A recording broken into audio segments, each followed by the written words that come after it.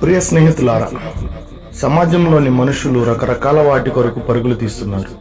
ఆనాడు అపోస్తుడైన పౌలు గారు తన చివరి దశలో మాట్లాడుతూ నా పరుగు కడముట్టించితిని అంటున్నారు. అంటే క్రైస్తవులుగా మన పరుగు పరలోకానికే కావాలి అనే ఆలోచనతో మైండ్ రన్ టు హెవెన్ అనే నినాదమే మా ఈ ఛానల్ ఉద్దేశం. God bless you. వాక్యాన్ని సమయం తీసుకోండి. అందరికి వందనాలండి. మరలా ఈ విధంగా కలవడానికి దేవుడు అనిపించిన అత్యద్భుతమైన అవకాశం అంటే దేవుని మహిమ కలుగును కాక. ఆమె అయితే మరలా చక్కగా దేవుడు బలపరుస్తున్నారు. మరిన్ని శ్రేష్ఠ సంగతులు నేర్చుకోవడానికి దేవుడు ద్వారాలు తెరుస్తున్నారు. దేవుని నామానికి మహిమ కలుగును కాక. అయితే ఒక మాట చెప్పాలనుకుంటున్నాను ఈరోజు మీతోటి. ఏంటిదంటే, మనం ఇప్పటికే చాలాసార్లు వినున్నాం. మనకు బాగా రొటీన్ అయిపోయిన విషయం ఏంటిది అంటే, యేసుక్రీస్తు వారు సిలువలో పలికిన 7 మాటలు. ఒక్కొక్కరు చాలాసార్లు వినుంటారు. చాలా సందర్భాల్లో చాలా మంది చెప్పిన కార్యక్రమాల్లో చాలాసార్లు వినుంటారు. ఖచ్చితంగా గుడ్ ఫ్రైడేకి అయితే ఖచ్చితంగా వింటారు. ముఖ్యంగా చాలా మంది అదేదో నిబంధన పెట్టు అదేదో కట్టడం అన్నట్టు ఖచ్చితంగా గుడ్ ఫ్రైడే కొన్ని విషయాలు 7 మాటలు మాట్లాడాలి, మిగతా ఇప్పుడు మాట్లాడకూడదు అని కొంతమంది అంటారు. డిసెంబర్ వస్తే ఈ పుట్టినరోజు సందర్భం మాత్రం మాట్లాడాలి, అసలు సిలువ సందర్భం మాట్లాడకూడదు అని అంటారు. అంటే ఏదో ఒక మోస పద్ధతులకు వెళ్ళిపోయి వాటినే మనం కొనసాగించాలి, వాటి కొరకే మనం ఉన్నాం అన్నట్టుగా ఉంటున్నారు చాలామంది. అసలు మనం ఈరోజు క్రైస్తవులుగా మారాము అని అంటే మెయిన్ కాన్సెప్ట్ ఏంటిది అంటే, యేసుక్రీస్తు సిలువ వేయబడ్డు, ఆయన మన కోసం చనిపోవడం, ఇదే కాన్సెప్ట్.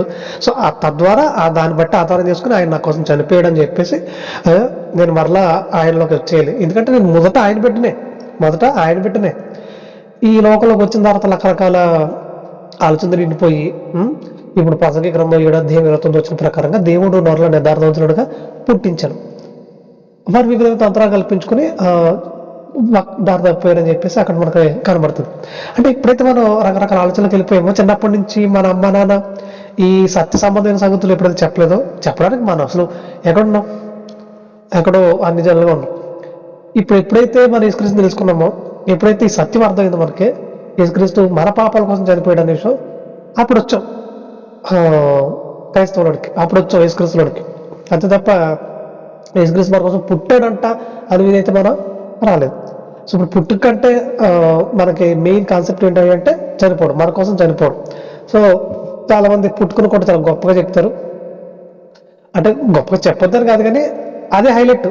ఇక అది మాట్లాడేటప్పుడు ఇది మాట్లాడకూడదు అన్నట్టుగా చాలా మంది నిబంధనలు అంటారు. అలాంటి నిబంధనలు ఏమి పెట్టుకోవద్దు, అది మంచి పద్ధతి కాదు. సరే, ఇప్పుడు చనిపోయినప్పుడు ఆయన ఒక 7 మాటలు మాట్లాడారని చెప్పేసి మనకు చరిత్రకారులు చెప్పడం జరిగింది. కానీ ఖచ్చితంగా 7 మాటలు మాట్లాడాడు ఆయన. మనకి ఏమైనా ఎక్కువ మాట్లాడా తక్కువ మాట్లాడా ఏమో, మొత్తానికి అయితే మనకు తెలియదు. ఉన్న వచనాలను బట్టి వాళ్ళు ఒక ఆర్డర్ అయితే ఇచ్చారు మనకి. సో ఆ ఆర్డర్ ప్రకారంగానే మనం కొన్ని విషయాలు అయితే ధ్యానించాలి.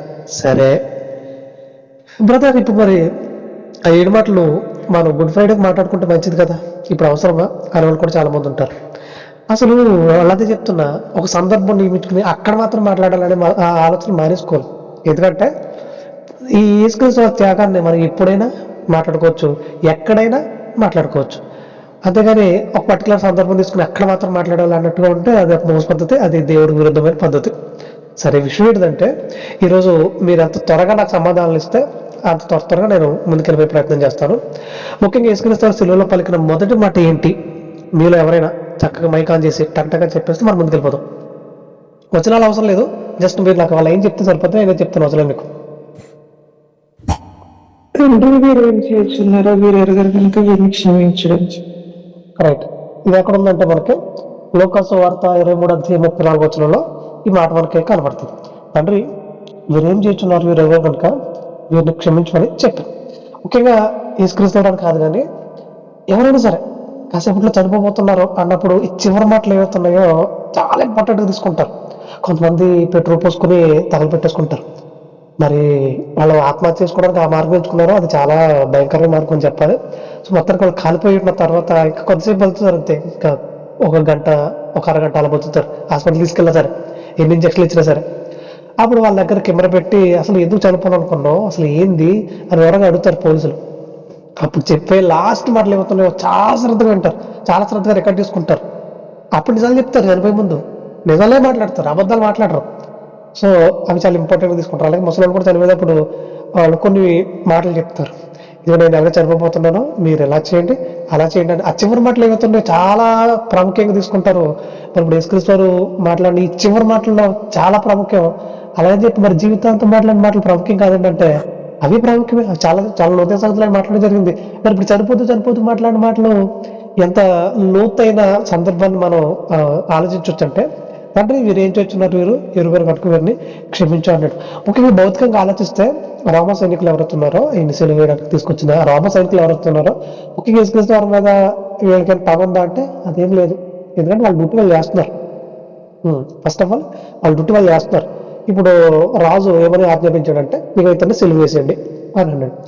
అన్న తర్వాత ఇప్పుడు ఆ సైనికులు ఎవరైతే ఉన్నారో వాళ్ళు డ్యూటీ వాళ్ళు చేస్తున్నారు. ఇప్పుడు ఊరేసేయండి అన్నప్పుడు సుప్రీంకోర్టు జడ్జి ఆ తలారు ఎవరుతున్నాడో తీసుకెళ్తాడు, క్లాత్ కప్పుతాడు, సో ఊరేస్తాడు. ఇప్పుడు ఇతనికి ఏమన్నా ఇతని మీద కోపం ఉందంటే లేదు. సో అది గ్రహించాడు ఈయన యేసుక్రీస్తు వారు. అది గ్రహించి తండ్రి నిజంగా చెప్పాలంటే భౌతికంగా ఆలోచించాలంటే వీళ్ళకి అసలు ఏం తెలియదు. అసలు వీళ్ళకి ఏం తెలియదు, అసలు నా మీద పగ కానీ నా మీద కక్ష కానీ అలాంటిది ఏం లేదు.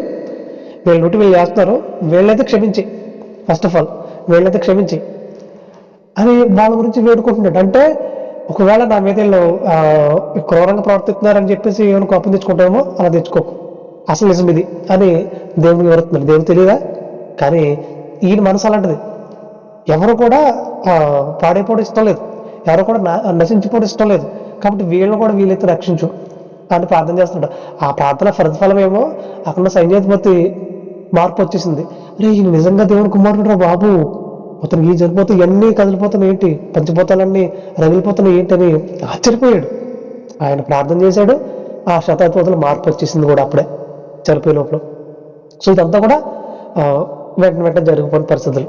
సరే ఇప్పుడు వీరు ఏం చేస్తున్నారు వీరెవరు కనుక అని ఆయన మాట్లాడుతున్న ఆ మాటను మనలా తీసుకోవాలి అంటే చాలా మంది నాకు తెలియదు యేసుక్రీస్తు అంటే ఎవరో తెలియదు, యేసుక్రీస్తు నమ్ముకుంటే ఎలా ఉంటుందో కూడా తెలియదు. కానీ కొంతమంది ఎటకారం చేస్తుంటారు. హల్లెలూయా గాడు వచ్చేసాడు, హల్లెలూయా అమ్మ వచ్చేసింది అమ్మ అని కొంచెం ఎటకారం చేసి మాట్లాడుతుంటారు. వాళ్ళ మీద మనం కోపం తెచ్చుకోవాల్సిన పని లేదు, ఎందుకంటే వాళ్ళకి తెలియదు. నిజంగా వాళ్ళు యేసుక్రీస్తుని గురించి తెలుసుకుని ఉంటుంటే వాళ్ళు సిలువేయగలుగుతారా? అక్కడ అదే రాయబడుతుంది.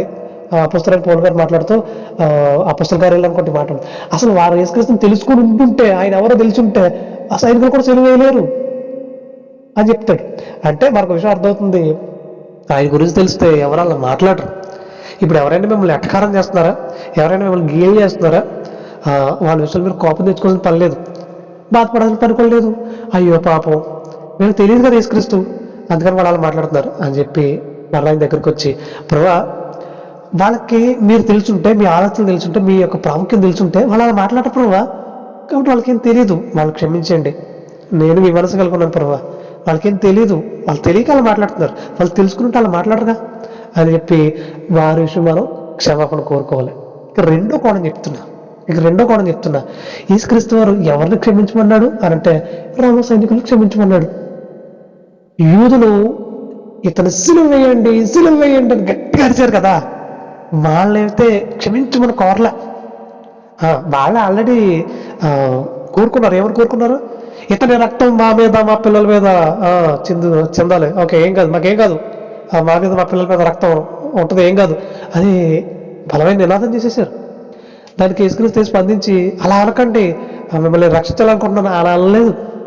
అంటే కొంతమందిని యేసుక్రీస్తు కూడా క్షమించట్లేదు. అవును, కొంతమందిని యేసుక్రీస్తు కూడా క్షమించట్లేదు. అంటే ఏ విధంగా క్షమించట్లేదు తెలుసా? ఎవరైతే దేవుడి పనిని పాడు చేద్దాం అనుకుంటారో దేవుడు వారిని క్షమిస్తాడు. ఇప్పుడు చాలా మంది దేవుడు నమ్ముకుని ఉంటారు, అంటే వాళ్ళు దేవుడు నమ్ముకుంటారు, తీసుకొస్తే నమ్ముకున్నారు అంతే. కానీ వాళ్ళకి నచ్చినట్టుగా బతుకుతారు, వాళ్ళకి విచ్చలవిడిగా తను మామూలుగా ఉండదు. మీరు ఎవరు అంటే యేసుక్రీస్తు నమ్ముకున్న వాళ్ళే, వాళ్ళ నోట్లో బూతులు వస్తుంటే వాళ్ళకి ఇష్టం వచ్చినట్టుగా బ్రతుకుతుంటారు, వాళ్ళకి నచ్చినట్టుగా నడుస్తూనే ఉంటారు. మళ్ళీ మేము యేసుక్రీస్తు నమ్ముకుంటాం, మేము క్రైస్తవులని చెప్పుకుంటారు. మరి అలాంటి వారిని దేవుడు క్షమిస్తాడు అనుకుంటున్నారా? అస్సలు క్షమించడం. అంటే యేసుక్రీస్తు క్షమించని వారు కూడా ఉన్నారా అంటే ఉంటారు, ఖచ్చితంగా ఉంటారు. ఇప్పుడు మళ్ళీ నేను మీకు చాలాసార్లు గుర్తు చేసిన వచ్చిన మరొకసారి గుర్తు చేస్తాను, జస్ట్ అలా గుర్తు చేస్తాను. ఏప్రిల్ రాసిన పత్రిక 6:4 ఏమంటాడు, ఒకసారి వెలిగింపబడి పరలోక సంబంధమైన వరములు రుచి చూచి ఇవన్నీ చెప్పుకొచ్చి ఆ తర్వాత తప్పిపోయిన వారు అంటాడు. అంటే ఎవరైతే దేవుళ్ళ బలంగా కొనసాగుతూ తప్పిపోతారో వాళ్ళు మరలా నూతన పరచడం దేవుడు కూడా సత్యమే అంటున్నాడు. దేవుడు కూడా వారిని క్షమించలేడు. ఇంకా వారు తెలియదా దేవుని క్షమాపణ, వారు తెలియదా దేవుని యొక్క మనసు, వారు తెలియదా దేవుని యొక్క త్యాగం. ఇన్ని తెలిసి తప్పిపోతానంటే, ఇన్ని తెలిసి మరలా దుర్మార్గంగా తయారవుతానంటే దేవుడు ఎలా క్షమిస్తాడు? అస్సలు క్షమించాడు. ఓకే, ఈ విషయంలో మనం చాలా జాగ్రత్త తీసుకోవాలి. ఆయన క్షమించాలనంటే మనకేం తెలియదు కాబట్టి ఒకప్పుడు క్షమించేశాడు, ఇప్పుడు అన్ని తెలిసి పాపం చేస్తానంటే ఆయన క్షమించడు, పాతాళాన్ని పంపించేస్తాడు. ఆ రోజుల్లో యూదులు కూడా క్షమించలా, వాళ్ళే చెప్పేసుకున్నారు ఈ రక్తం మా మీద పిల్లల మీద ఉంటుందిగా. కానీ ఆ తర్వాత 70 సంవత్సరాల తర్వాత యేసుక్రీస్తు చనిపోయి తిరిగి లేచి పరలోకానికి వెళ్ళిపోయిన 70 సంవత్సరాల తర్వాత నీరో చక్రవర్తి అని ఒక చక్రవర్తి యూదుల మీద దండెత్తి వచ్చాడు. ఇలా దండెత్తి రావడం వాళ్ళని ముక్కలుగా నరికేశాడు, రంపాలతో కోసేసాడు. అంటే విపరీతమైన క్రోధచార్య చూపించాడు. అప్పుడు ఆ రక్తం వారు ఏదైతే కోరుకున్నారో ఆ రక్తం వాళ్ళ మీద వాళ్ళ పిల్లల మీద చెందింది. సో ఇలా దేవుడు అన్ని విషయాల్లో క్షమించడు. ఎందుకంటే దేవుడు పనులే పాడు చేస్తారంటే అలా క్షమిస్తాడు కాబట్టి అది చూసుకోవాలి. తర్వాత మరి అపోస్తలుడైన పౌలు గారిని క్షమించేశాడు కదా, నేను అదే చెప్తున్నా. అపోస్తలుడైన పౌలు గారు తర్వాత ఆయన ప్రసంగాలు మాట్లాడుతూ నేను తెలియక చేశాను కాబట్టి క్షమింపబడ్డాను అంటున్నాడు. అంటే తెలియక చేసినంత కాలం కూడా ఆయన క్షమించేశారు. ఎప్పుడైతే తెలిసిన తర్వాత మరలా పాపం చేస్తాను, తెలిసిన తర్వాత మరలా నేను పాపంలోకి వెళ్తానంటే దేవుడు ఏమాత్రం కూడా క్షమించడు. ఈ విషయాన్ని దృష్టిలో పెట్టుకోవాలి. మొదటి మాట, వీరు ఏం చేస్తున్నారు, వీరు కనుక వీరిని క్షమించండి అన్నది ఎవరిని? సైనికుల్ని, యూదులను అయితే కాదు. తర్వాత వారిలో చాలా మట్టుకు మనసు కలిగింది, వారిలో చాలా మంది మారారు, చాలా సంతోషం. వారిలో చాలా మంది ఇప్పుడు ముఖ్యంగా యేసుక్రీస్తు వారు సిలువని తీసుకెళ్తుంటే ఒక ఆయన సీమోన్ అని ఒక ఆయన ఎదురవుతాడు. ఈ సిలువ ఈయన మొయిలిపోతాడని చెప్పేసి ఆయనకు అప్పగిస్తాడు. అప్పగించిన తర్వాత ఆయన కొంత దూరం మోసిన తర్వాత మళ్ళీ సిలువ తీసుకొని కొనసాగుతాడు. ఆ కొద్దిసేపు సిలువ మోసిన ఆ సీమోన్ ఎవరైతున్నారో వారి పిల్లలు సంఘంలో కనబడతారు, వారి పిల్లల పేర్లు సంఘంలో కనబడతాయి. అంటే చాలా వివరంగా మాట్లాడుకుంటూ వెళ్తే కానీ చాలా వచనాలు మీకు చూపించాల్సి ఉంటుంది. అంటే ఎవరిని దేవుడు విడిచిపెట్టాలనుకోవట్లేదు, ఎక్కడ కూడా దేవుడు విడిచిపెట్టాలనుకోవట్లేదు. వాళ్ళందరినీ రక్షించాలని ఆలోచనతో ఉన్నాడు. ఎవరు నశించక అంటున్నాడు, ఎవరు నశించుకొని మారుమనసు పొందాలి అంటున్నాడు. సో అలాంటి మంచి మనసు కలిగిన వ్యక్తి అయినా మనం కూడా అదే తప్పులతో పనిచేయాలి, అదే తప్పులతో ముందుకు కొనసాగాలి. వీళ్ళని బట్టి మనం అందరినీ క్షమించుకోవడం కావాలి. వీళ్ళైతే మనకి ఎవరికి కీడు చేశారా వాళ్ళ దేవుడికి అప్పగించేయాలి, ఆయన చూసుకుంటాడు. ఇక కానీ మనమైతే ఆయన లక్షణం కలిగి ఉండాలి, ఏమని? క్షమాగుణం కలిగి ఉండాలి, ఆయనలో మరింత బలంగా తయారవ్వాలి. ఇక రెండో మాట చక్కగా చెప్పాలి మీరు.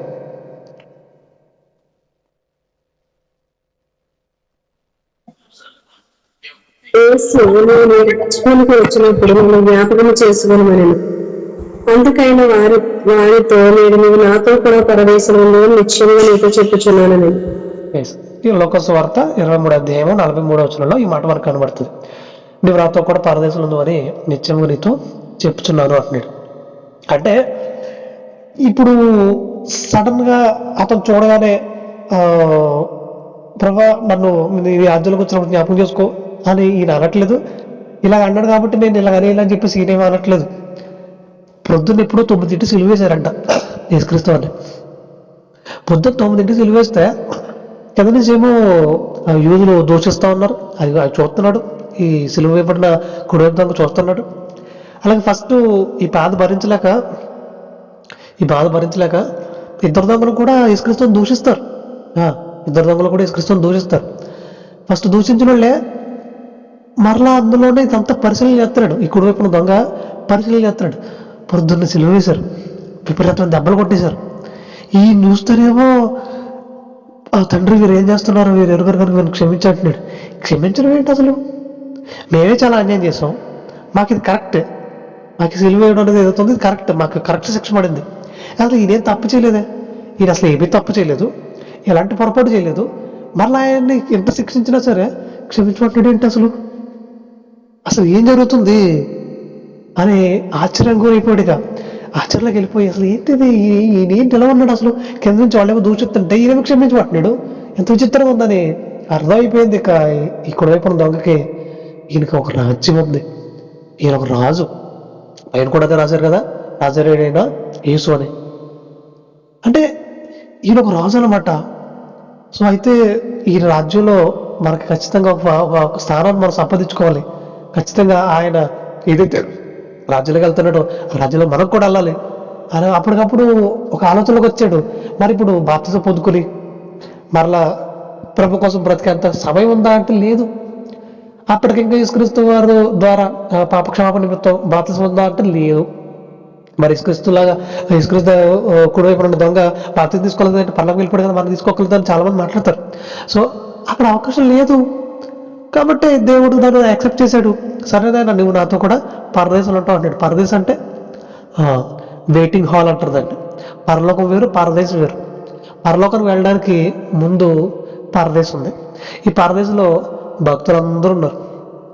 ఒకనొక టైంలోనూ యేసుక్రీస్తు వారు కొండ మీద, రూపాంతర కొండ మీద ఆయన ప్రార్థన చేస్తుంటే మూషి ఏలియాలు వచ్చారంటే ఎక్కడి నుంచి వచ్చారు? పరదేశం నుంచి వచ్చారు. ఎందుకు వచ్చారు?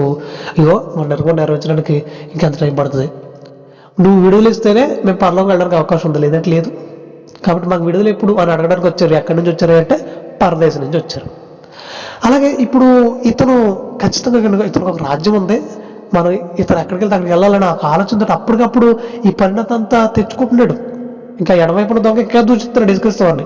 కానీ ఇతనైతే ఆ మారు మనసు కలిగింది, వెంటనే ఆ మాట వెంటనే పలికాడు. పలకపోతే ఇక పాతాళంకి వెళ్ళిపోతాడు. అండ్ ఏంటంటే కొన్నిసార్లు ఏం జరుగుతుందంటే కంగారు పడాలి. అలా కంగారు పడకపోతే ఆ విలువైన కోల్పోతుంటాం. కొన్నిసార్లు కంగారు పడకపోతేనే మంచిది అనిపిస్తుంది. అలాంటి సందర్భాలు మనం జీవితంలో చాలాసార్లు ఎదుర్కొని ఉంటాం. కొన్నిసార్లు దేవుని పని విషయంలో కంగారు పడాలి. అరే ఈ పని నేను చేయాలి, ఈ పని నాది. ముఖ్యంగా సేవకులు ప్రకటిస్తుంటారు, అమ్మా ఈ పని ఇలా చేద్దాం అనుకుంటున్నాం, దానికి ఇదిగో ఇంత ఖర్చు అవుతుంది, సో ఈ విధంగా ఇది చేద్దాం అనుకుంటున్నాం, ఇగో దీనికి ఈ పనికి పర్టికులర్ ఈ పనికి ఎంత ఖర్చు అవుతుంది, ఇంకా సేవకులకి మనం ఇంత కానుకిద్దాం అనుకుంటున్నాం, సో దానికి ఎంత ఖర్చు అవుతుందని కొంతమంది మాట్లాడుతుంటారు. సో సేవకులు మాట్లాడినప్పుడు కొన్నిసార్లు మనకు కంగారు పడి, సార్ ఈ పరిచయం నాకు ఇవ్వండి నేను చేస్తాను, ఈ పరిచయం నాకు ఇవ్వండి మనం చేస్తానని తీసుకునే విధంగా ఉండాలి. అంతేగాని నాకు ఎందుకు వచ్చిన గొడవ, నాకు ఎందుకంట అనుకుంటే పని ఆగుతుందా? ఏ పని ఆగదు. కానీ అందులో ఆ పాలుభాగం తీసుకోవడం మనం మిస్ అయిపోతున్నాం. ఆ దేవుని దగ్గర నుంచి ప్రతిఫలాన్ని మనం మిస్ అయిపోతున్నాం. కాబట్టి అలాంటి పరిస్థితులు మనం ఏమాత్రం కూడా కలిగి ఉండకూడదు. ఇది సిలువలోని దొంగ కంగారు పడి వెంటనే ఆ మాటను చెప్పేశాడు, ప్రభా నీ రాజ్యంలో నన్ను ఒకసారి జ్ఞాపకం చేసుకుంటున్నా, నీ రాజ్యంలోకి వచ్చినప్పుడు అందరికీ అర్థమైంది యేసుక్రీస్తు వారికి. వీడికి నా విషయంలో ఒక క్లారిటీ వచ్చేసింది, నా క్షమ కూడా అర్థమైంది, నన్ను కూడా క్షమిస్తాడనే ఆలోచన వీడికి అర్థమైంది. వెంటనే వీడి మాట చెప్పాడు కాబట్టి ఎస్ నువ్వు నాతో కూడా పరదేశంలో ఉంటావు అని వెంటనే చెప్పేశాడు. గొప్పదైన భాగ్యానికి వెళ్ళిపోయి దొంగ, గొప్పదైన అద్భుతమైన స్థితికి వెళ్ళిపోయి దొంగ. కాబట్టి కొన్ని విషయాలు మనం కంగారు పడకపోతే దేవుని పని విషయంలో ఖచ్చితంగా ఆ ప్రతిఫలాన్ని మనం కోల్పోతాం. ఈ విషయంలో మీరు దృష్టి పెట్టుకోవాలి. దేవుడు తన పనిలో నిపుణత గల వారిని వెతుకుతున్నాడట. మనం ఆ పని విషయంలో నమ్మకంగా నిలబడేలా ఉండాలి. కంగారు పడి ఆయన పనులు మనం ముందుకు కొనసాగాలి. అంతే తప్ప ఎవడొకడు చేసుకుంటాడులే, ఎవడొకడు ఏడుతాడులే అన్నట్టుంటే ఖచ్చితంగా వాడు దీపపడతాడు, వాడు హెచ్చింపబడతాడు, వాడు నిలబెట్టబడతాడు, వాడు పరలోకం వెళ్తాడు, మనం వెళ్ళాం. సో విషయం దృష్టిలో పెట్టుకోవాలి. ఎప్పుడు కంగారు పడాలో తెలుసుకోవాలి, లేదంటే మనం చాలా కోల్పోతామని అర్థమవుతుంది. ఇక మూడవ మాట, యేసు తన తల్లి తాను ప్రేమించిన శిష్యుడిని దగ్గర నిలిచినట్టు చూచి, అమ్మ ఇదిగో నీ కుమారుడు అని తన తల్లితో చెప్పాను. చాలండి. ఇది ఎక్కడ కనబడుతుంటే మనకి యోహాను సువార్త 19వ అధ్యాయం 26వ వచనంలో మనకి ఈ విషయం కనబడుతుంది. అమ్మ ఇదిగో నీ కుమారుడు అని తన తల్లితో చెప్పారు అన్నాడు. ముఖ్యంగా మరి గారికి పిల్లలు లేరా, ఈ విషయం గురించి నేను మీతో ఆల్రెడీ ఒకసారి మాట్లాడాను, చాలా వివరంగా మాట్లాడుతున్నారు, మీరు చాలా మంది ఉన్నారు అందులో. అయితే ఇప్పుడు పరిగెట్టుకుని యోహానికి, తాను ప్రేమించిన శిష్యుడైన యోహానికి ఎందుకు తన తల్లిని అప్పగిస్తున్నాడు అంటే, చిన్నప్పటి నుంచి యేసుక్రీస్తు వారు కుటుంబంలో ఉన్నాడు. ఇక తండ్రి ఎప్పుడు చనిపోయాడో మనకు రాయబడలేదు, కానీ మొత్తానికి తండ్రి అయితే చనిపోయాడు, లేడు. ఇక కుటుంబంలో పెద్ద ఎవరయ్యా అంటే యేసుక్రీస్తు వారే. ఒక తండ్రిగా కుటుంబాన్ని అంతటిని పోషించుకుంటూ పని జరిగిస్తూ చక్కగా కొనసాగించుకుంటూ వచ్చిన పరిస్థితి. మరి ఇంక వాళ్ళతోనే ఉండే పరిస్థితి ఉందా అంటే లేదు. మరి ఆయన తండ్రి పనిలోకి వచ్చేయాలి, తండ్రి పనిని నెరవేర్చాలి. కాబట్టి ఆయనకు 30 సంవత్సరాలు వచ్చేసరికి ఇంకా ఆయన బయటకు వచ్చేయాలి. వాళ్ళకి ఆ విషయం కూడా తెలుసు, చెప్పకుండా ఉండడు ఆయన. సడన్ గా దొంగ దెబ్బ కొట్టడానికి అలాంటి ఆలోచనలు ఉండవు, ముందు నుంచే ఆ ప్రాసెస్ అంతా ఉంటుంది. ఇప్పుడైతే ఆయన తండ్రి పనిలోకి వచ్చేసాడో ఇప్పుడు వాళ్ళు కష్టపడడం ప్రారంభించారు. ఇప్పటి వరకు పైపైన సుఖంగా గడిచిపోయిన ఆ రోజులు ఇప్పుడు కష్టపడితేనే కానీ రోజు వెళ్తలేదు. అదేంటి సడన్ గా ఇక్కడి నుంచి కుటుంబంలో వెళ్ళిపోవడం పెట్టిన అని ఒక పగట్టేశారు తమ్ముళ్ళు. పగట్టేసి అరే మమ్మల్ని పోషించడం మానేసి మాకు చూసుకోవడం మానేసి నువ్వు ఎక్కడికి వెళ్ళిపోవడం ఏంటి అన్నట్టు వీళ్ళు కష్టపడతానికి ఇష్టపడక సో ఆయన మీద పగడతా మొదలెట్టారు. ఇక తర్వాత ఆయన ప్రసంగాలు చేయడం, స్వస్థలు చేయడం అన్నీ చూసి ఇక ఒకనొక టైంలో ఏమంటారంటే మా అన్నయ్యకి పిచ్చి పట్టేసిందండి, ఆయనకు మతి చెల్లించింది అంటారు. తర్వాత ఒకనొక టైంలో ఆయన వీళ్ళు బయట నుంచి ఉంటారు అంటే ఆ సమాజ మందిరం అంతా కూడా నిండిపోయింది. ఆయన బోధిస్తున్నాడు, వాళ్ళందరూ చాలా మంది కూర్చొని ఉన్నారు, లోపలికి వెళ్ళడానికి అవకాశం లేదు. ఇప్పుడు మీ అమ్మ మీ సహోదరులు ఎవరైతే ఉన్నారో వాళ్ళు బయట ఉన్నారో అని చెప్పేసి ఒకరు పిలుస్తారు. పిలిస్తే ఆయన అంటాడు, ఎవరన్నా తల్లి, ఎవరన్నా సహోదరులు అంటాడు. అంటే వాళ్ళు ఏదో చేదరించుకోవాలన్నా, చేదరించి మాట్లాడాలన్నా, వాళ్ళు అసలు ఏ ఉద్దేశంతో వచ్చారు ఇది తెలీదా? ఏ ఉద్దేశంతో వచ్చారు? వాళ్ళు ఆయన పట్టుకుని తీసుకెళ్ళిపోవడానికి వచ్చారంట. ఈయనకి మతి చెల్లించిపోయిందంట, ఆయన పట్టుకుని తీసుకెళ్ళడానికి వచ్చారంట, బయట నుంచి చూడారంట. ఈ విషయం ఆయనకు బాగా అర్థమైంది. ఎవరైనా తల్లి, ఎవరైనా చెల్లి, ఎవరన్నా తమ్ముడు నా ముందు కూర్చుని పరలోక సంబంధ సంగతులు నేను చెప్తుంటే వింటున్నారు కదా, వీళ్ళ నా తల్లి, వీళ్ళ నా సహోదరులు, వాళ్ళ అసలు వాళ్ళ ఆలోచనే తప్పుగా ఉంది అసలు. కాబట్టి అస్సలు యాక్సెప్ట్ చేసింది లేదు, వాళ్ళ బొమ్మలని అంటున్నాడు. ఎప్పుడైతే మనం వాక్యాన్ని వినే విషయంలో, వాక్యాన్ని శ్రద్ధగా జరిగించే విషయంలో ముందుంటామో దేవుడు మనల్ని ఇష్టపడుతున్నాడు. అలా కాకుండా నామకార్థంగా యేసుక్రీస్తు నమ్ముకుని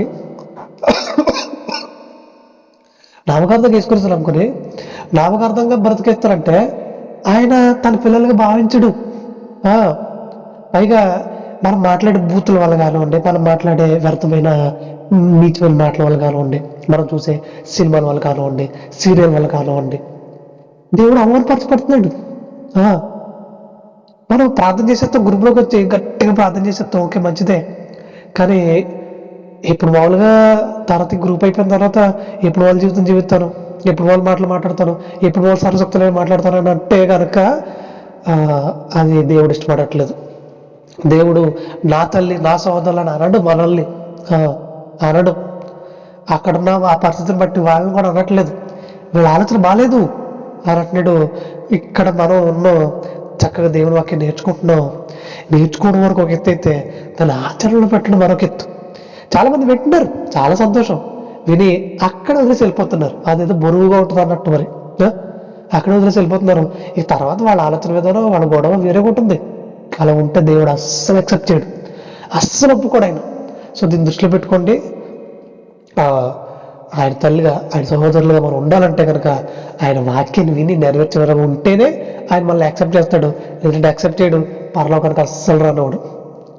మత్తయి సువార్త 7వ అధ్యాయము 21వ వచనం అంటాడు, ప్రభువా నన్ను పిలిచి ప్రతి వాడు పరలోక రాజ్యం అయితే చేరడు కాక చేరడు అంటాడు. మరి కింద రాయబడితే ఏమంటే, ప్రభు నీ రాముడు అద్భుతాలు చేయలేదా, ఇవన్నీ చేయలేదు, అది చేయలేదు అంటే చాలా మంది మాట్లాడతారంట. అప్పుడు ఆయన మీరు ఎవరో నాకు తెలియదు అంటాడు. మరి ఇప్పుడు వరకు టచ్ అని, ఇంకోటి స్వస్థత కలుగురు కాక అని గట్టిగా అరిచిన సేవకురాళ్ళు అక్కడ యాక్సెప్ట్ చేయబడరు అంటే అవును, వాళ్ళ హృదయాలు దేవుడు దూరంగా ఉన్నాయి, దేవునికి ఇష్టంగా లేవు.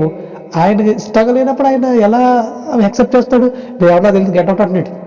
ఇప్పుడు బుద్ధి గల కన్నికలు, బుద్ధి లేని కన్నికలు సందర్భంలో కూడా ఒక 5 బుద్ధి గల కన్నికలు అంట, 5 బుద్ధి లేని కన్నికలు అంట. నూనె అయిపోయిందంట, తీసుకురావడానికి వెళ్ళాడంట, అతనికి పెళ్లి కుమారుడు వచ్చాడట, లోపలికి వెళ్ళిపోయారట. ఇప్పుడు తలుపు కొడతారట వెళ్ళి బుద్ధి లేని కన్నికలు. ఓపెన్ చేశాడట, ఏమైంది అంటే మేము కూడా లోపలికి రావాలనుకుంటున్నా, మీరు ఎవరన్నా తెలియదు గెట్అవుట్ అంటున్నాడు. అంటే దేవుడు మీరు ఎవరన్నా తెలియదు గెట్అవుట్ అనేలాగా మనం ఉండొచ్చు. అసలు అది ఏమైనా మనకు మిగుడుగా ఉందా? అస్సలు ఉండదు, అసలు బాగా ఆ మాట మనం దాన్ని తట్టుకోలేం. అప్పుడు ఆ సందర్భంలో ఆ మాట మనం ఆ సందర్భంలోకి వెళ్ళిన తర్వాత వింటే తట్టుకోలేం. కాబట్టి మనం ఇంకా బతిక ఉన్నాం, ఇంకా మనకు అవకాశం ఉంది. కాబట్టి ప్రేమ ఆయన్ని బాధ పెట్టేలాగా, ఆయన అవమానపరిచేలాగా మనం అసలు ఉండకూడదు. ముఖ్యంగా ఈ తల్లిని అప్పగించాల్సిన పరిస్థితికి వచ్చింది అంటే కుమారులు తల్లి విషయంలో కూడా ఒక నిబంధనకు వచ్చేసారు. ఇప్పుడు నీ కుమారుడు చనిపోతున్నాడు అంట కదా, ఆ కుమారుడి దగ్గర నువ్వు వెళ్ళావు అనుకో, మళ్ళీ ఇంటికి రాక ఇంకా అదొక బలమైన నిబంధన కట్టడి పెట్టేశారు. ఇక ఏం చేయాలో అర్థం కాక, సరే మీరు నన్ను చూడకపోయినా పర్లేదు, మీరు నన్ను పోషించకపోయినా పర్లేదు, ఆయన చూసి చనిపోతా, నా కుమారుడిని చూసి చనిపోతాను, ఇంకా అక్కడే చనిపోతాను, ఇంకా రాని ఇంటికి నేను అదొక బలమైన నిర్ణయం తీసుకుని యేసుక్రీస్తు దగ్గరికి వచ్చింది. ఇప్పుడు ఆయన తల్లి మనసు అర్థమైంది.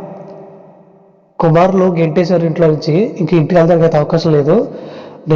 యోహాను నువ్వు తీసుకో, నా తల్లి నువ్వు పోషించు, నువ్వు చూసుకో అని తల్లిని తను ప్రేమించిన శిష్యుడైన యోహానికి అప్పగిస్తున్నాడు. అది కారణం, దాని కారణం అది.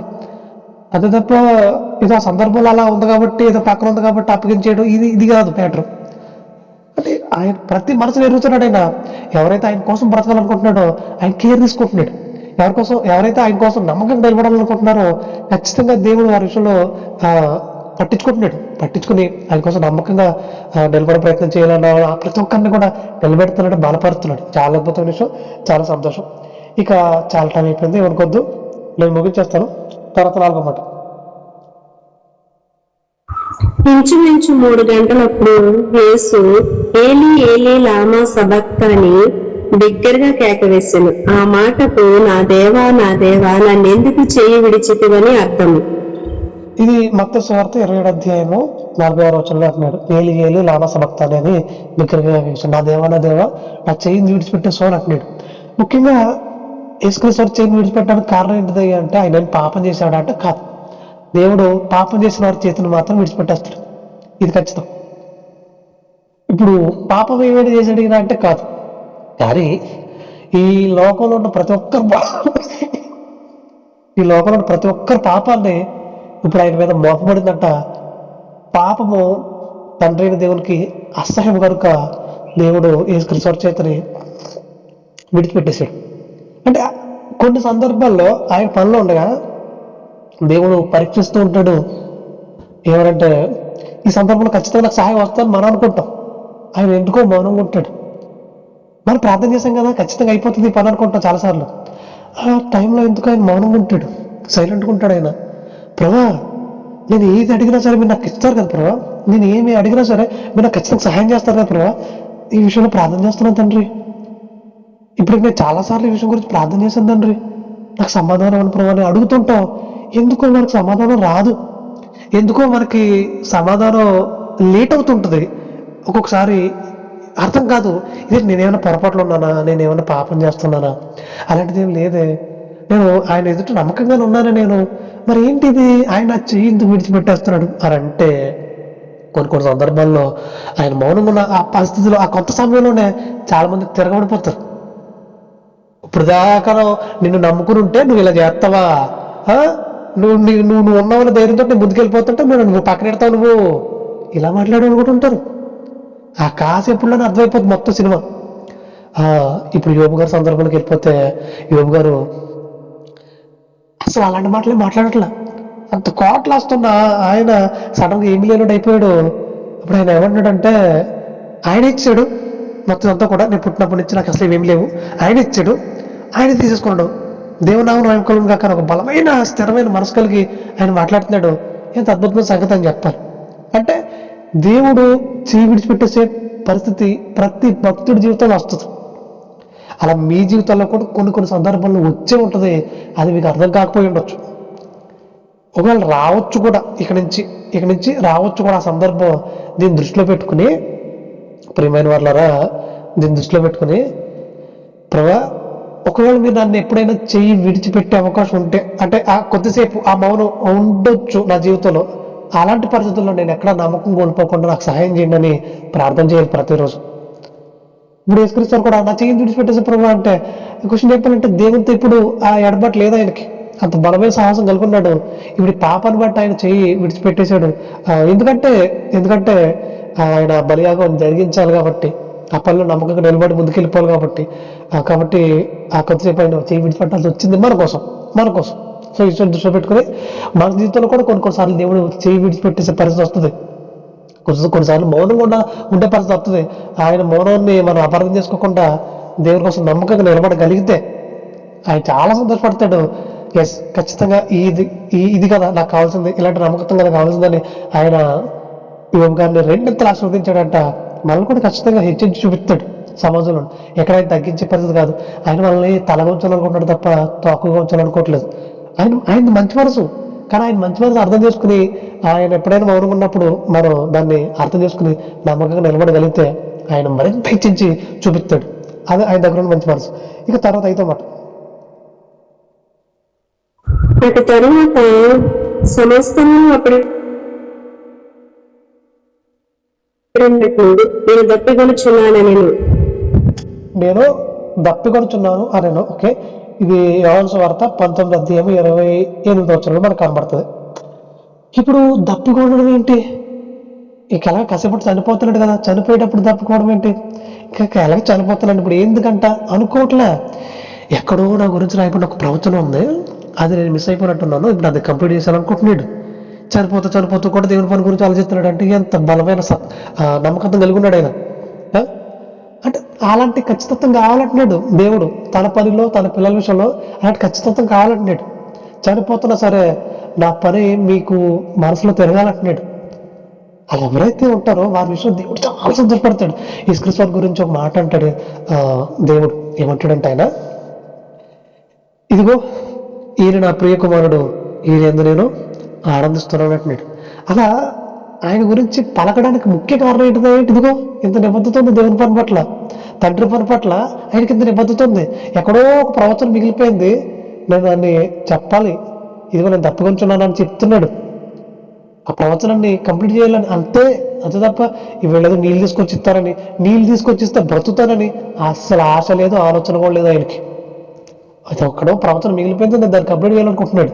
ఇంత అద్భుతమైన ప్రణాళిక, ఎంత అద్భుతమైన నిబద్ధత అయింది. సో అలాంటి నిబద్ధతతో తన పిల్లలు ఉండాలనుకుంటున్నాడు. ఖచ్చితంగా మీరందరూ అంత బలవంతులుగా తయారవ్వాలనుకుంటున్నాడు.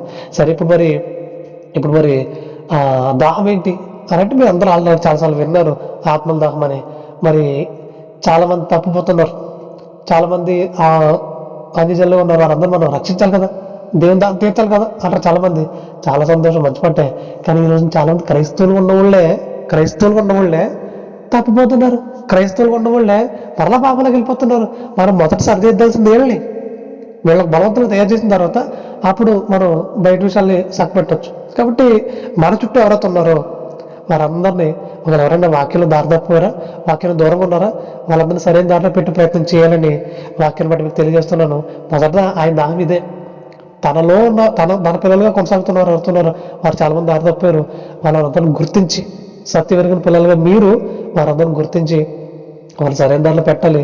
ఇదే దేవుడు మన దగ్గర నుంచి కోరుకుంటున్నాడు. ఆ దాహం తెచ్చుకెళ్తే సరిపోతుంది. ఇక లాస్ట్ 6వ మాట చెప్పి తర్వాత 7వ మాటలకు వెళ్దాం. రైట్. యేసు చెరకును పుచ్చుకుని సమాప్తమైనదని చెప్పి తల వంచి ఆత్మను అప్పగించాను.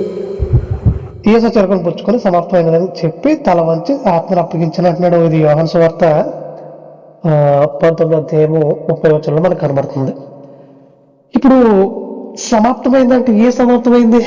ఇక నేను చనిపోబోతున్నాను అనా దాని అర్థం? ఇక కాసేపులో చనిపోబోతున్నాను, ఇంకా అంతే అయిపోయింది, నా చాప్టర్ అయిపోయింది అనా దాని అర్థం? కాదు.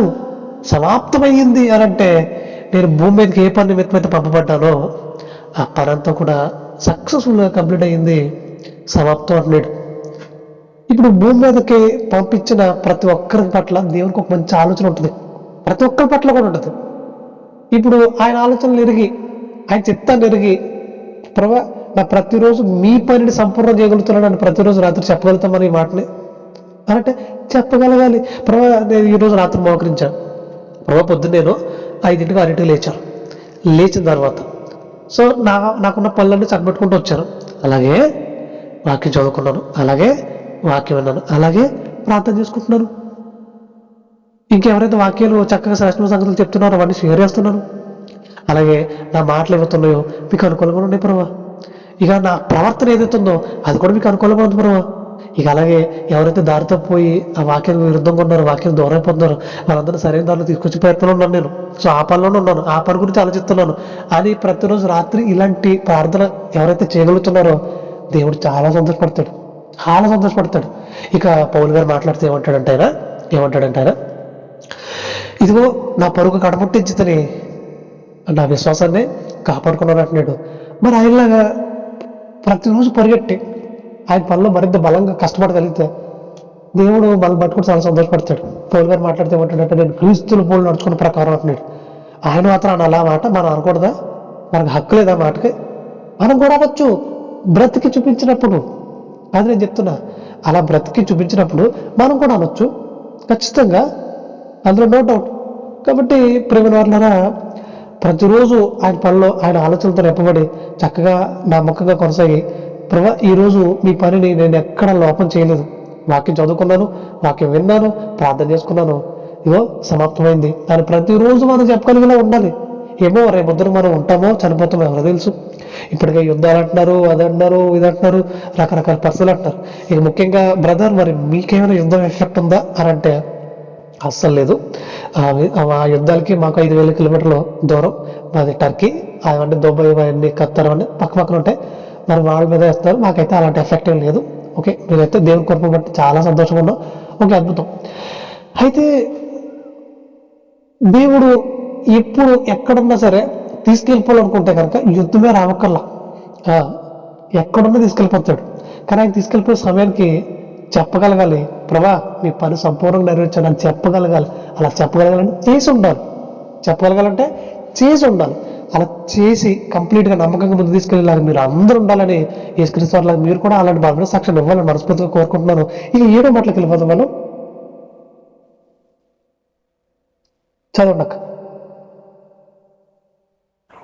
అప్పుడు యేసు గొప్ప శబ్దంతో కేకవేసి, తండ్రి నీ చేతికి నా ఆత్మను అప్పగించుకొనుచున్నానని ఆయన ఇలాగ చెప్పి ప్రాణము విడిచెను.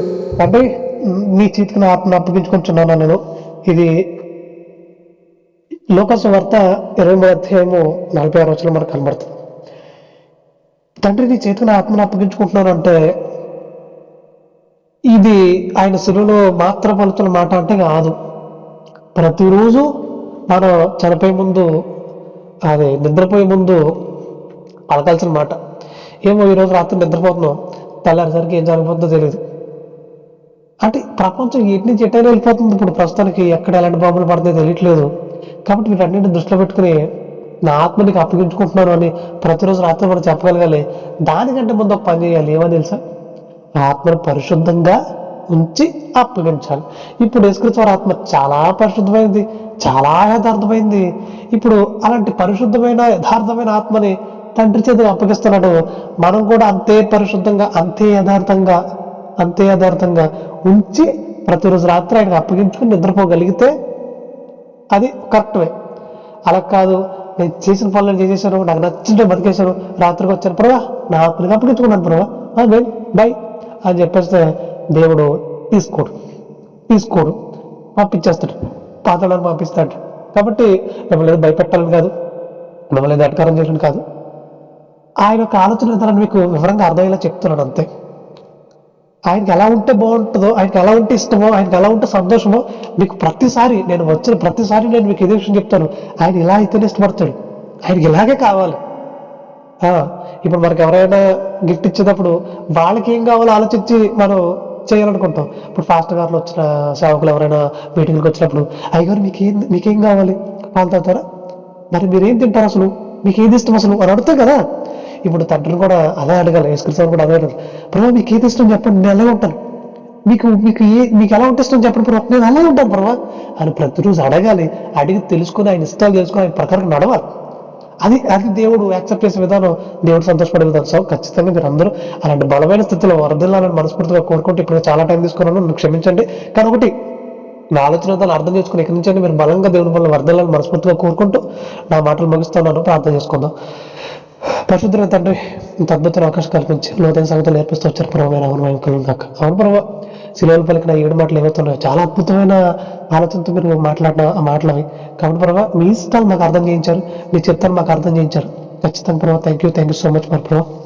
ఖచ్చితంగా ప్రభావ ఇక నుంచి మరింత బలమైన ఆలోచన కనపడుతున్నాయి, మరింత ఖచ్చితంగా కృతజ్ఞత కలిగి నడుచుకోవడానికి మీ పరిశుద్ధాత్మ మాకు అందించి పెట్టుకుంటూ ప్రాధాన్యపడుతుంది. తన రానైనా ప్రభు రక్షకుడు క్రీస్తు శాశ్వత పవిత్రమైన నామములో ఈ ప్రార్థన మనలో పెట్టుకుని పరలోకపు తండ్రి ఆమె. వందనాలండి. Thank you so much.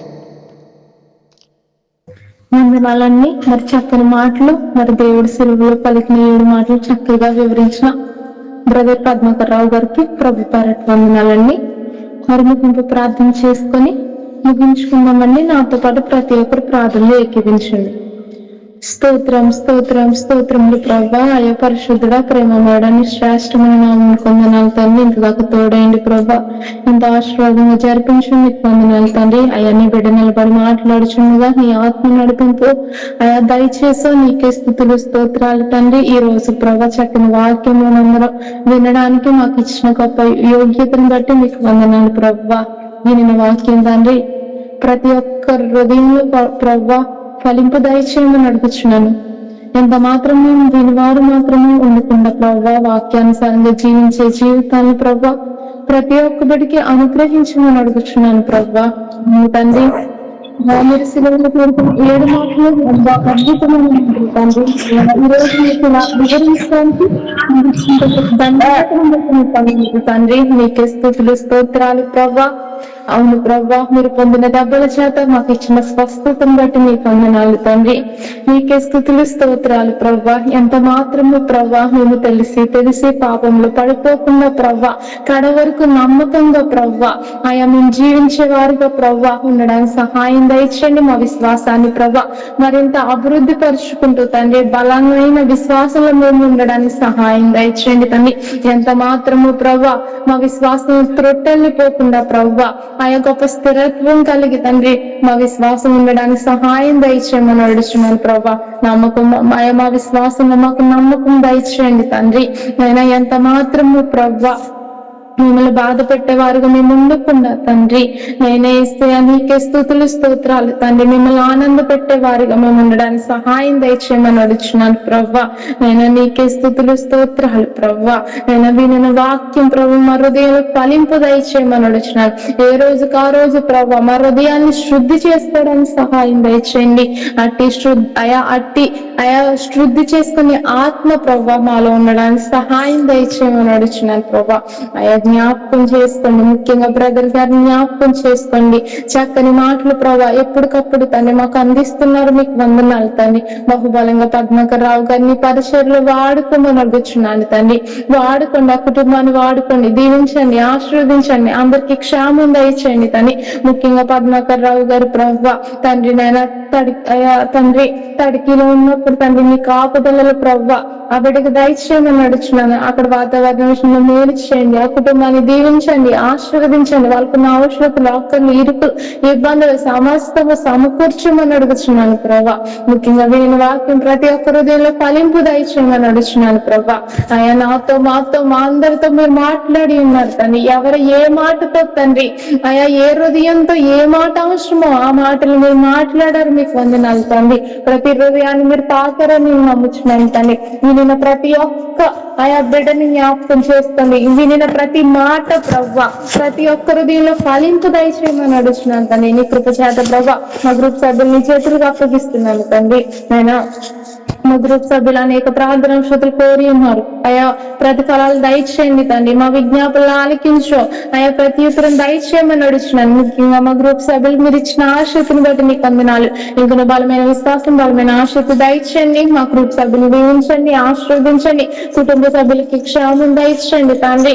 ముఖ్యంగా తండ్రి నైనా మా గ్రూప్ ని ప్రభు నానాటిగా అభివృద్ధి పరిచి అయా తండ్రి నేను ఇంకను ఆశీర్వాదంగా జరిపించమని అడుగుతున్నాను. ఈ సమయంలో ఎవరే పనుల్లో ఉన్నారో నీ కాపుదలలు దయచేయండి. ముఖ్యంగా ప్రయాణంలో ఉంటున్న యవనస్తులకి ఆయా సేవకులకి నీ బిడ్డలకి నీ కాపుదలను దయచేయండి. రాత్రి ప్రభు ఎవరైతే కళల ద్వారా దురాత్మ శక్తుల ద్వారా పీడింపబడుతున్నారో విడుదల దయచేయండి. ఎవరు ఏ సమస్యతో ప్రభు ఏ ఇరుకుతో ఇబ్బంది పడుతున్నారో ప్రభు ఆదుకోండి, ఆదరించండి. రాత్రంతయు ప్రభు నైనా నీ కాపుదలలు ప్రభు మా దేశం చుట్టూరు మా గ్రామాల చుట్టూరు ప్రభు ఆయా మా సేవకుల చుట్టూరు తండ్రి నైనా మా గ్రూప్ సభ్యుల చుట్టూరు నీ కంచి వేయమని అడుగుచున్నాను ప్రభు.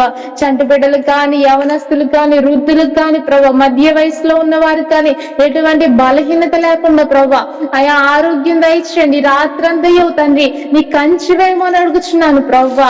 అయా తండ్రి నేను నీ కాపుదల దయచేయమని అడుగుచున్నాను తండ్రి. ఏ తెగులు నీ గుడారములకు సమీపించదన్నావు కదా ప్రభా. అయా ఎవరికి ఎటువంటి అయా బలహీనత లేకుండా తండ్రి నీ కంచి వేయండి ప్రభు. ఈ రాత్రంతా సుఖ నిద్రలు దయచేసి వేకులు నేర్చి నిన్ను స్తుతించి ఆరాధించే భాగ్యం ప్రతి ఒక్క బిడ్డకి అనుగ్రహించమని అడుగుచున్నాను తండ్రి. అయా నీ కాపుదలను దయచేయండి. ఇంతగా నడిపించడానికి నాకు కూడా ఇచ్చిన ఆరోగ్యాన్ని బట్టి నీకు వందనాలు తండ్రి. అయ్యా నేనైతే ప్రభు స్టార్టింగ్ లో తండ్రి ఎంత తలనొప్పితో బాధపడుతున్నప్పుడు తండ్రి నేను ప్రార్థించుకున్నప్పుడు తండ్రి నేను నాకు తలనొప్పి తగ్గడానికి మీరు ఎంతగానో కృప చూపారు. మీకు వందనాలు తండ్రి. ఇలా నడిపించడానికి కూడా నాకు ఇచ్చిన నడిపింపుని బట్టి కూడా నీకు స్తోత్రములు తండ్రి. నేను వాక్యం ఆరోగ్యంలో కూడా ఫలింపు దయచేయమని నడుస్తున్నాను. అయ్యేంత దాకా చేస్తున్న ప్రార్థనలు ఆలకించండి. నేను చేసిన చిన్న ప్రార్థన కొద్ది ప్రార్థన ఆలకించారని యేసు నామములో అడుగుచున్నాను తండ్రి. ఆమేన్ ఆమేన్. యేసు రక్తమే ప్రభు, యేసు రక్తమే ప్రభు, యేసు నామముకే సంపూర్ణ విజయం కలుగును కాక. ఆమేన్ ఆమేన్. అందరికి ప్రైజ్ లాడండి. ఒకరికొకరు వందనాలు చెప్పుకుని ముగించుకున్నాం. అందరికి ప్రైజ్ లాడండి. ప్రైజ్